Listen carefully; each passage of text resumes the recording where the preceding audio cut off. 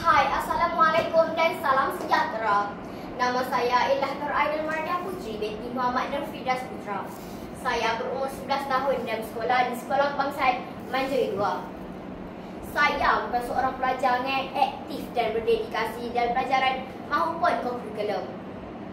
Di sekolah, saya menjawatan sebagai pengawas pusat sumber. Tugas saya ialah membantu guru dan murid di pusat sumber serta memastikan persekitaran pembelajaran yang kemas dan selesa. Saya sangat suka membantu orang lain dan merasa bangga dapat memegang tanggungjawab ini.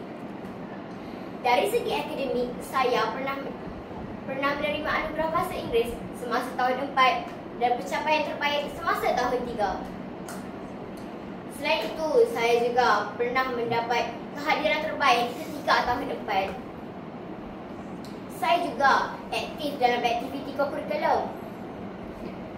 Saya merupakan ahli jawatankuasa Puteri Islam dan ahli jawatankuasa pasukan bola jari sekolah. Selain itu, saya juga menjadi bendahari dalam kelab kebudayaan. Melalui aktiviti ini, saya belajar bekerja dalam pasukan, memupuk semangat kepimpinan dan mengurus tanggungjawab dengan baik. Di luar bilik darjah, saya pernah menyertai persembahan tarian sebagai wakil sekolah. Saya sangat meminati seni tarian dan rasa seronok apabila dapat menunjukkan bakat saya kepada orang ramai. Antara keistimewaan dalam diri saya ialah saya pandai menari, berpantun, suka baca buku dan gemar bermain softball.